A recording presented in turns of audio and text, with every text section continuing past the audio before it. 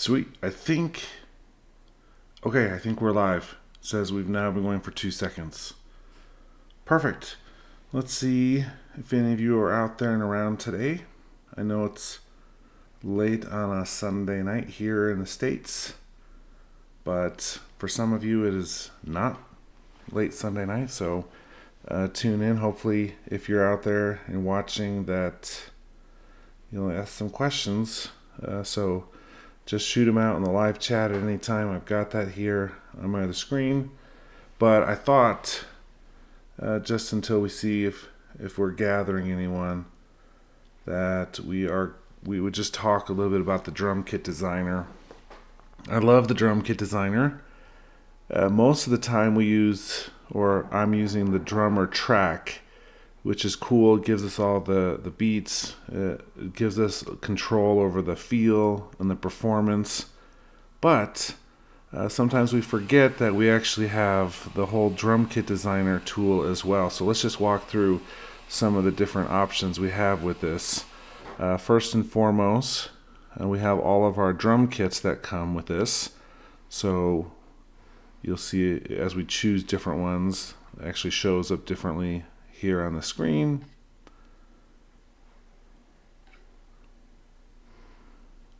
And each of these, of course, are recorded differently from actual different drum kits.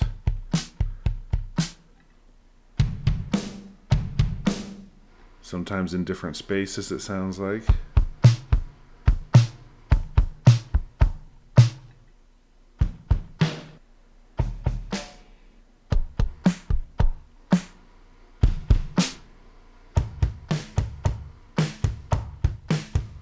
Let me know if you're listening out there, if you need different levels. It's sometimes a little tricky with the live feeds to get the levels right, but I think we're okay. Just let me know in the chat if you need something up or down. And I've got a little MIDI loop as well.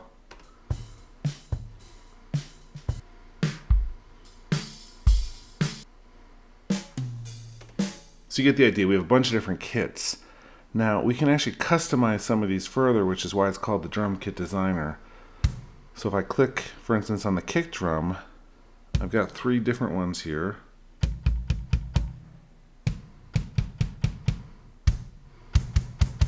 And we do have a little info button here. So it's going to tell me the size, the material, the finish, what kind of drum head, a little descriptor about the sound. Deep punchy with a clear head with the white marine pearl, tight and focus, etc. Snare drums as well. Now you'll see with the toms we don't have alternates, and same for almost all the cymbals, but we do have the edit bar on the side here. So for instance, toms, we have the low, the mid, the high, and we have the tuning. We can dampen. We can also adjust the gain there for each of them. So we have the ability to really tweak each of those. Things like the hat, we can tune, dampen, and gain. So here's an example of the each of these. So tuning. And of course, option click takes us back to 0.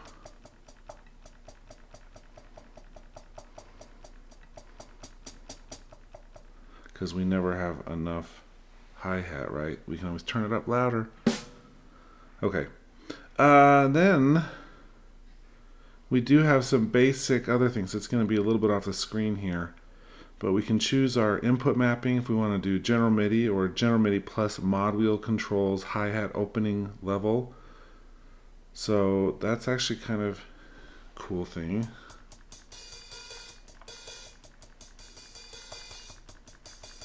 So I'm using my mod wheel, and as I open it up, the hi-hat goes from the close sound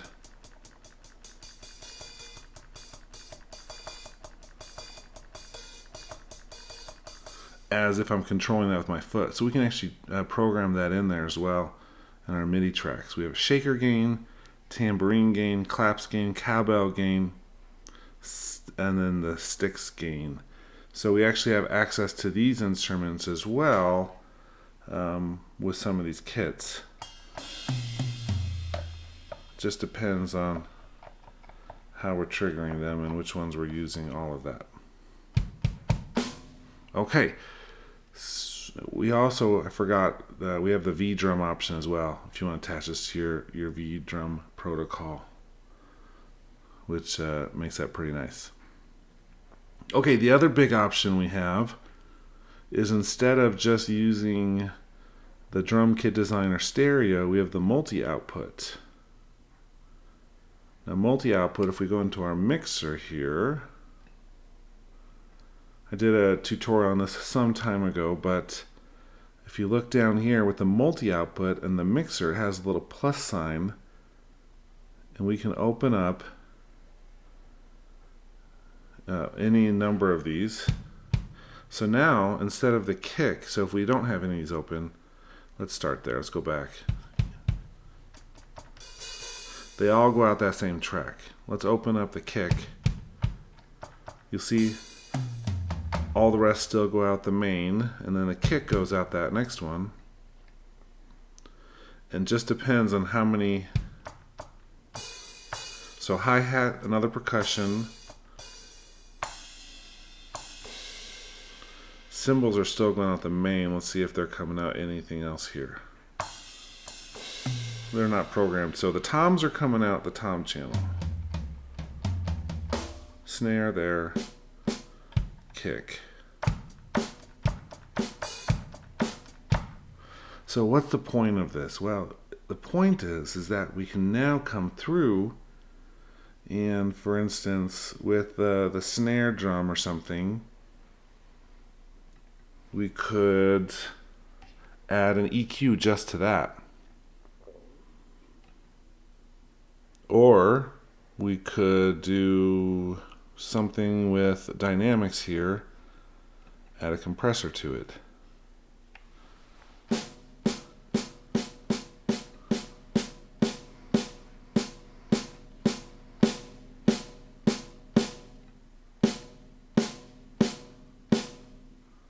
Let's see.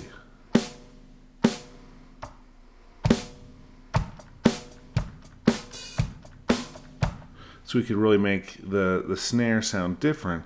Essentially gives us multi-track drums for anything we're doing here.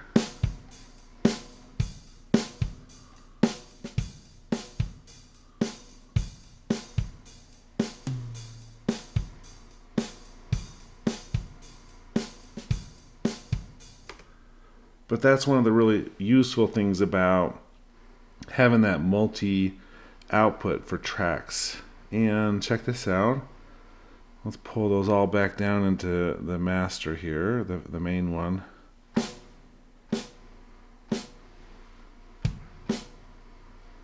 let's pull it back out. You'll see that it actually gets rid of the effects we had, and we'd have to start all over there. So I guess be careful. It's more of a caution than anything. We do have other tracks that have multi-outputs. We could look through here. There aren't that many, but there are a couple. Let's see. We have, well, the ES2 has a 5.1, which is different, but we have the AXS24, which has multi-output. The Sculpture has 5.1, but it's not the same multi-output. Ultrabeat has multi-output. And we should actually look at this one for a second, because I know we have the Drum Designer and the Drummer Track, but the original drum machine inside Logic, well, maybe not the original, but the older of these options is this, which is a drum synthesizer. Essentially is a 3 oscillator synth that we can use to program different sounds. And we could use this very much the same way with the multi-out.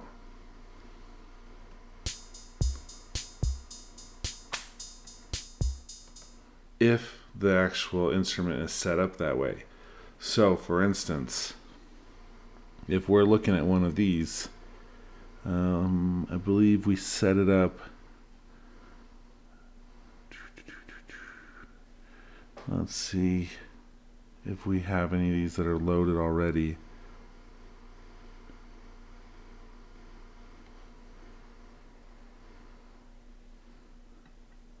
I'm not sure we need to really get into this right this moment, but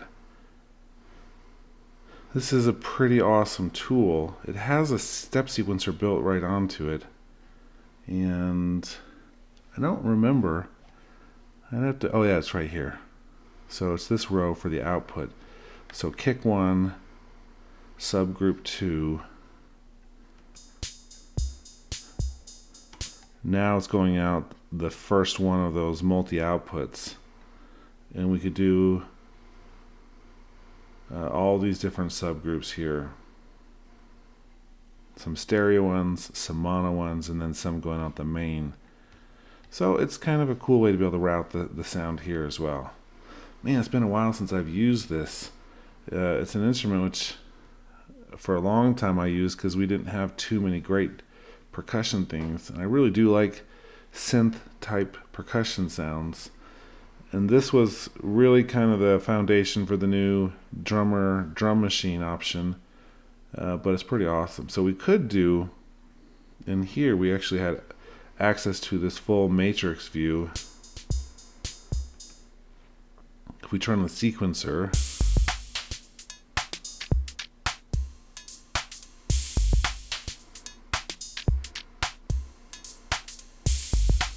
it's almost been long enough that this hasn't been in the spotlight that some of these sequences could actually be cool again or use. And you could trigger these using different keys here and go between them. So if we were to do, let's see if we can figure out on my little MIDI keyboard here what input we are at.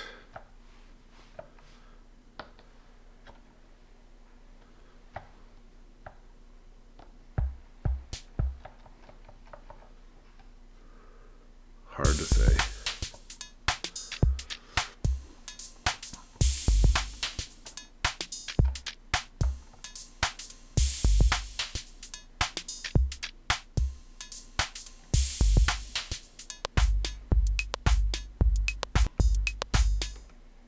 And of course, if you ended up liking any of these or making one you liked, one of the really cool tips about this was this pattern button right here.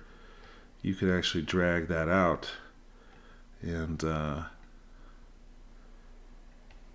use that to trigger this instrument or any other instrument.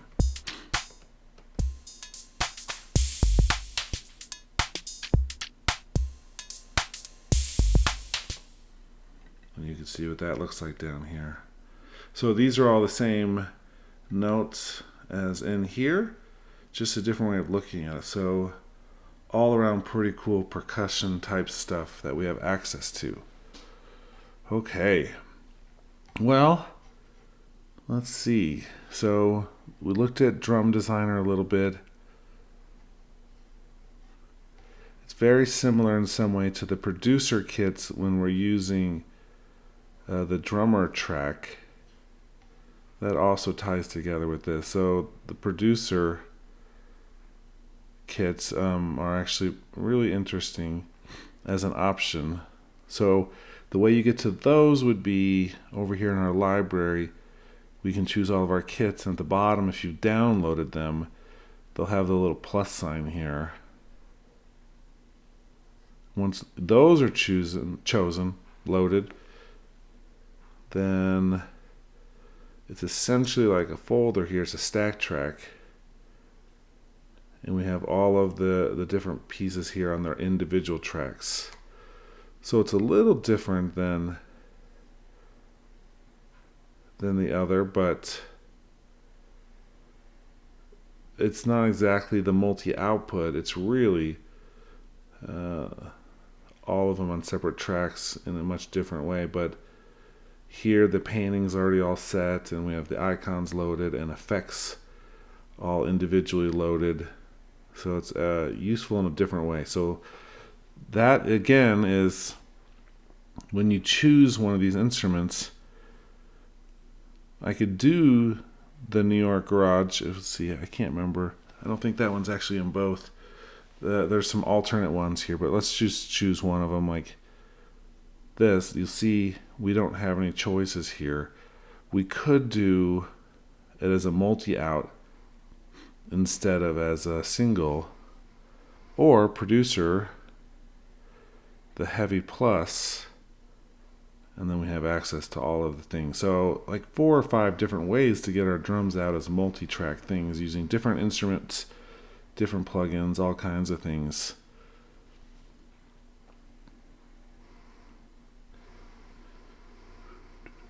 So pretty cool.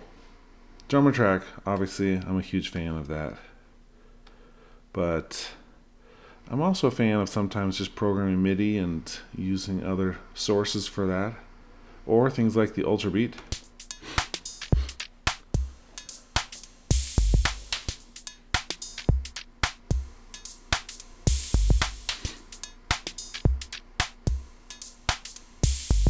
Cool.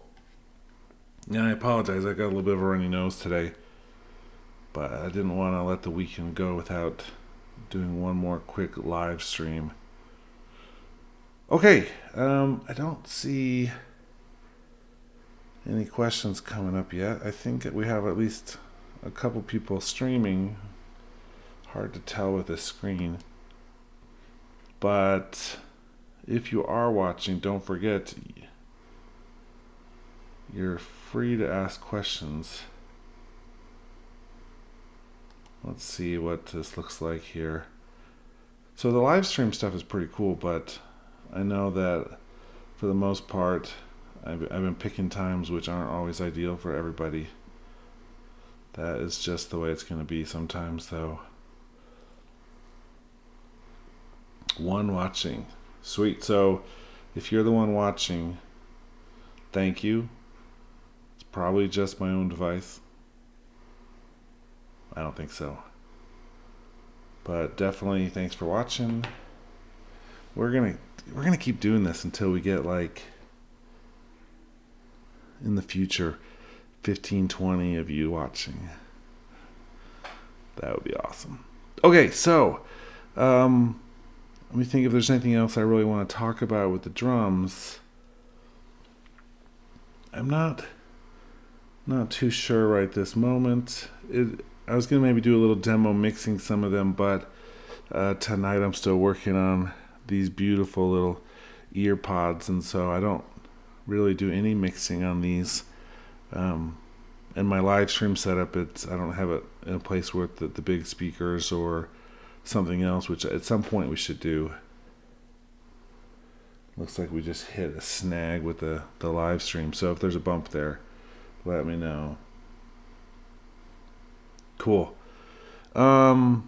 So we're going to keep it a little shorter. I'm shooting for about 20 minutes. At the last few minutes here, I think I'll actually take one of maybe this loop right here and layer some other instruments for a minute. I don't know. We'll see how I feel in a couple minutes here.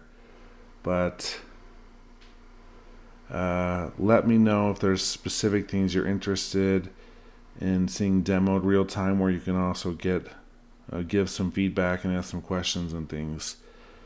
I'd like to turn this more into a back and forth and a chance to answer questions for people who are doing specific things. Actually, I do want to talk real quickly about Playhead management. So for instance, playing, and sometimes I have it set with a cycle that it will move around depending on what I've chosen here. And sometimes it'll be that when that's active, it'll play from the beginning of it, but it's different depending on how I'm feeling and how I'm working. So a lot of that depends on the settings here. So play from cycle,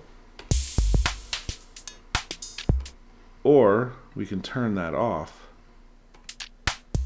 and the cycle is used for other things. But typically I like it play from cycle because I'm in the habit of turning that on and off before I play it. And that's just the C on the keyboard is the default command. And then I always leave off play from marquee selection. I hate that being turned on.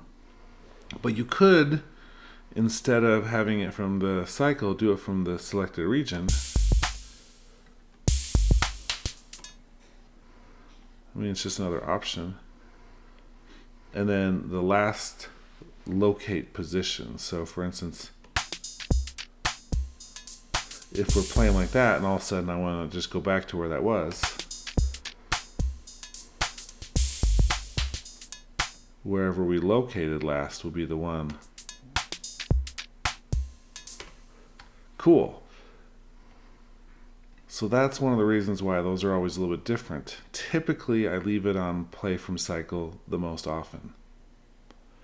But we also have stop options as well. So for instance, under navigate stop button options, if we hit stop, it'll just stop. Or we could say stop and go to left locator, or stop and go to last locate position. We can jump between marquee and project start if stopped, or jump between cycle and project start if stopped. Jump between selected region. I mean, some of these things, I mean, I get having some options, and I'm sure some people really like those, but I don't think I've ever really used any of these really consistently.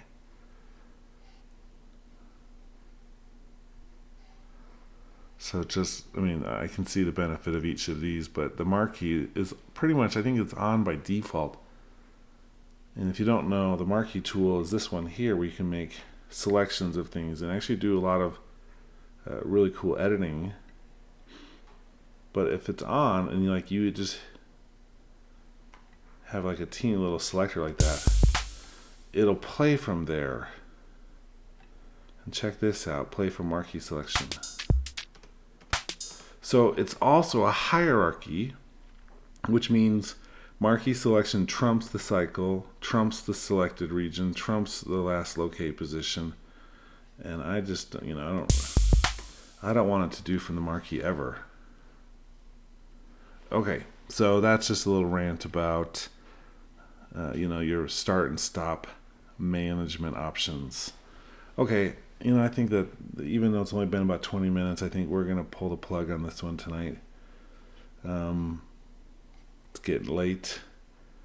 I think for the next live stream, I'm actually just going to work on some music and not show anything, because I've got some music I need to be working on, and I think it might be interesting to see some of my process. Less talking, more just demonstrating. If you're interested in that, let me know, and we'll try to find a good time for anyone who says that they're interested. But okay, that's it. I hope you're having a great weekend, or actually the weekend's over, man. So I will see you all sometime this coming week. Later.